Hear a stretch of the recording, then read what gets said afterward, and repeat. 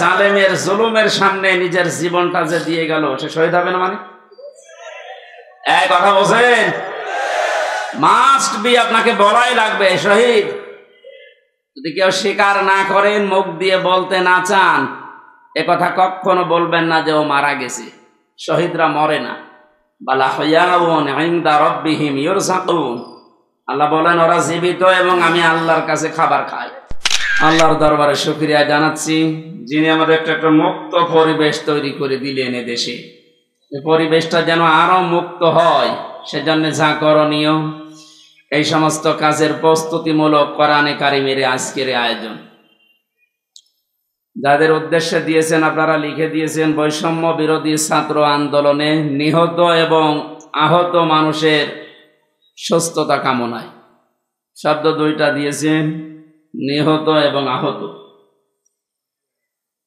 এইটা বৈষম্য দূর করার জন্য পৃথিবীতে আমরা জানি যুগে যুগে নবীদেরকে আল্লাহ যে পাঠিয়েছিলেন যে সমস্ত উদ্দেশ্য নিয়ে, তার ভেতরে এইটাও ছিল। তারা বৈষম্য দূর করার জন্য এসেছিলেন। এইটা থাকার কারণে আজ হাজারো মানুষ আমরা নীরবে জুলুমের শিকার হয়েছিলাম। বাংলাদেশের প্রত্যেকটা দিক এবং বিভাগে আমরা দেখতে পেয়েছি, যোগ্যতা থাকার পরেও বৈষম্যের শিকার হয়ে দুর্বিষহ জীবনযাপন করে চলেছিলাম, বিশেষ করে এই 17 বছর। কথা বুঝতেছেন? দেওয়ালে যখন একেবারে পিঠ ঠেকে গেছে, তখন আমরা শেষ পর্যন্ত দাঁড়িয়েছি যে না, এই বৈষম্য আর চলতে দেওয়া যাবে না। বিশ্ববিদ্যালয়ে আমরা জানি অনার্স মাস্টার্সকে যারা যে মানুষগুলো ফার্স্ট ক্লাস ফার্স্ট হয়, তাদেরকে শিক্ষক হিসাবে রেখে দেওয়া হয়। তো বাস্তবতা এমন জায়গায় পৌঁছিয়েছিল, আপনি ফার্স্ট ক্লাস ফার্স্ট না, তার উপরেও যদি কিছু হয়ে থাকে, আপনার ব্যাকগ্রাউন্ড যেটা আছে, দলীয় পরিচয় যদি না থাকে, আপনি ফেরেশতা আজরাইল জিবরাইল হলেও আপনাকে ওই জায়গায় দেবে না। অথচ যে জায়গায় যে চেয়ারটা, এখানে যদি ওই রকম যোগ্য মানুষ না বসিয়ে, যার রোল নাম্বার 71, কত ছেলে এসে বই খাতা ব্যাগ ম্যাগ সব নিয়ে হেড স্যারকে বলছে, স্যার হয় ছুটি দেন, নাই আমি গেলাম। মানে হেড স্যার তাকিয়ে দেখছে যে পজিশনে আছে, ওরা ছুটি দিলেও যাবে, না দিলেও যাবে। তার রোল নাম্বার কত? স্যার 71। 71 মানে ক্লাসে ছেলে মেয়ে কয়টা? 71টা। 71টা ছেলে মেয়ে, ওর রোল নাম্বার 71। ও খুব ভালো ছাত্র, ওর জীবনে কোনো উদ্দেশ্য আছে, কোনো এম আছে? ও শুধু আসে, খেলাধুলা করে আবার পালিয়ে যায়। আমরা বাস্তবে যা দেখলাম এই 15 থেকে 17 বছরে, যার রোল নাম্বার 1, এই মানুষগুলোকে তো এই চেয়ারে বসানোর দরকার ছিল। অথচ শুধু বৈষম্য বৈষম্য শব্দটা যে কত নিকৃষ্ট শব্দ, বাস্তবে আমরা এখন টের পাচ্ছি। সব জায়গায়, শুধু শিক্ষা ব্যবস্থা না, প্রত্যেকটা দিক এবং বিভাগে এই শুরু হয়ে গিয়েছিল। এই জুলুম অত্যাচারের বিরুদ্ধে যে মানুষগুলো জীবন দিয়ে গেল, বিশেষ করে আবু সাইদ সহ, মুগ্ধ ভাই সহ যতগুলো মানুষ জীবন দিয়েছে, এদেরকে আল্লাহ শাহাদতের সর্বোচ্চ মাকাম যেন দান করে। এই জায়গায় যেন কেউ ফতোয়াবাজি করবেন না যে না, ওরা একেবারে মারা গেল, তো শহীদ হয়েছে। কে বলেছে শহীদ হয়নি? পানিতে ডুবে মরলে যদি শহীদ হয়, আগুনে পুড়ে মরলে যদি শহীদ হয়, দেওয়াল চাপা পড়ে মরলে যদি শহীদ হয়, অ্যাক্সিডেন্টে মরলে যদি শহীদ হয়, জালেমের জুলুমের সামনে নিজের জীবনটা যে দিয়ে গেল, সে শহীদ হবে না? মানে এই কথা বলছেন, মাস্ট বি, আপনাকে বলাই লাগবে শহীদ। যদি কেউ স্বীকার না করেন, মুখ দিয়ে বলতে না চান, এ কথা কখনো বলবেন না যে ও মারা গেছে। শহীদরা মরে না। বালা হায়াউন ইনদা রাব্বিহিম ইউরযাকুন, আল্লাহ বলেন ওরা জীবিত এবং আমি আল্লাহর কাছে খাবার খাই। খাবার খেলে আমরা জানি মা শরীরে রক্ত গোশত তৈরি হয় না, হয় না? এটা যে হয় তার প্রমাণ নবীজির চাচা হযরতে হামজা রাদিয়াল্লাহু তাআলা আনহু, তাকে 70 টুকরা করেছিল। তার লজ্জাস্থান পর্যন্ত কেটে কেটে 3 টুকরা করেছে। এই ছেলে, এখানে দাঁড়িয়ে কি করে?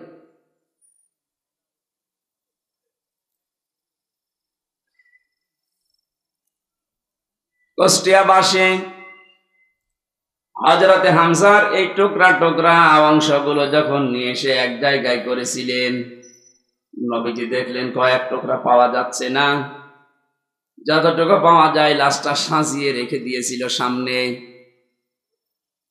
নিজের চাদরটা খুলে মাথা থেকে হাঁটু পর্যন্ত ঢাকা ছিল, বাকিটা আর ঢাকা যায় না। পাহাড়ের লতা পাতা দিয়ে নবীজি নিজে নিজের অংশটুকু ঢেকে দিলেন, কবরে দিলেন, ডাক দিয়ে বললেন, মাবুদ, এ আমার চাচা হামজা। জন্মের আগে আমার বাবাকে আমি হারিয়েছি, জন্মের কিছুদিন পরে আমার মা চলে গেছে, দাদার আন্ডারে ছিলাম, তিনিও চলে গেলেন। এ পৃথিবীতে সবচাইতে বেশি কষ্ট যারা আমার জন্য সহ্য করেছিলেন তার ভেতরে এই লোকটা একজন। তুমি আমাকে নবী বানিয়েছো, রাসূল বানিয়েছো, আমি সাক্ষী দিচ্ছি চাচার উপরে আমি এখনো পর্যন্ত রাজি আছি। তোমাকে আমি আহ্বান জানাই, মাবুদ, তুমি আমার চাচার উপরে রাজি হয়ে যাও। কথাটা শুনতে যত ছোট মনে হচ্ছে, এ ব্যাপকতা কিন্তু অনেক বেশি। বিশ্ব নবী নিজে দাঁড়িয়ে বলছে, আল্লাহ, এ চাচার উপরে আমি রাজি আছি, এখনো পর্যন্ত খুশি আছি, আল্লাহ তুমি নিজেও রাজি হয়ে যাও। আল্লাহ খুশি না হয়ে পারবে? নবীজি তো কোনোদিন কথা বলা লাগেনি, শুধু মনের ভেতরে কামনা আসলেই কবুল হয়ে গেছে, অথচ আজকে নিজে তিনি দোয়া করছেন। কবর দেওয়ার 30 বছর পর একবার তার কবর ভেঙে গিয়েছিল মদিনায় ব্যাপক ঢলের কারণে। এ রক্তের স্রোতধারা আসছিল। ছোটবেলায় যারা তার সাথে যুদ্ধ করেছিল আজকে তারা বড় হয়ে গেছে। এই মুরব্বী মানুষগুলো রক্ত অনুসন্ধান করতে গিয়ে দেখে 30 বছর আগে মুহাম্মদুর রাসূলুল্লাহর চাচা হযরতে হামজা রাদিয়াল্লাহু তাআলা আনহু উহুদের ময়দানে জীবন দিয়েছিলেন। যেখানে যেখানে কাফেরেরা তাকে টুকরা টুকরা করেছে, ওই জায়গাগুলো দিয়ে ফিনকি দিয়ে রক্ত বের হচ্ছে। মুসলমানেরা যদি খাবার উনি না খাবে, আল্লাহ যে রিজকের কথা জানিয়েছেন, বালাহয়াউন ইনদা রাব্বিহিম ইউরসাকুন, তারা জীবিত এবং আমি আল্লাহর কাছে তারা রিজিক পায়।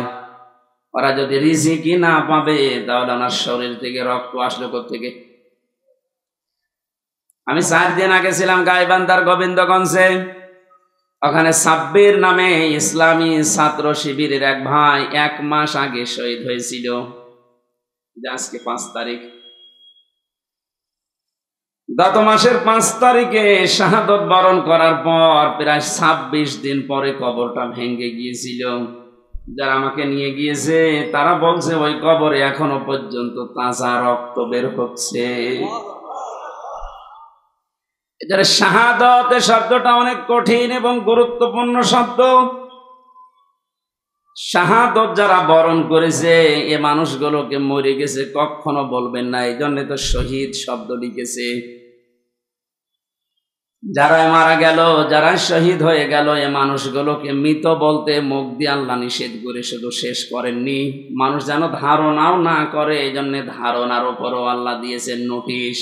আলা তাহসাবান্নাল্লাযীনা কুতিলু ফি সাবিলিল্লাহি আমওয়াতা ইলা আখির আয়াত। সূরা আলে ইমরানের 169 নম্বর আয়াতের প্রথম অংশে আল্লাহ জানিয়েছেন, কোনদিন ধারণাও করবা না যে যারা শহীদ হয়েছে ওরা মারা গেছে। সুতরাং বৈষম্য দূর করার জন্য যারা জীবন দিয়ে গেল প্রায় 1000-এর উপরে ছাত্র ছাত্রী, সবগুলো যেন আল্লাহ শহীদ হিসাবে গ্রহণ করেন, বলেন আমিন। এই শাহাদত বরণ করানোর জন্য যারা ব্যস্ত ছিলেন এ মানুষগুলো প্রত্যেকেই জালেম এবং যারা এর সহযোগী। নবীজি তিরমিজি শরীফের হাদিসে জানিয়েছে, যারা জালেম এবং জেনে শুনে জালেমের সহযোগিতা করে, সাহায্য করে, সাপোর্ট দেয়, ও সঙ্গে সঙ্গে নবীর উম্মত থেকে বের হয়ে যায়।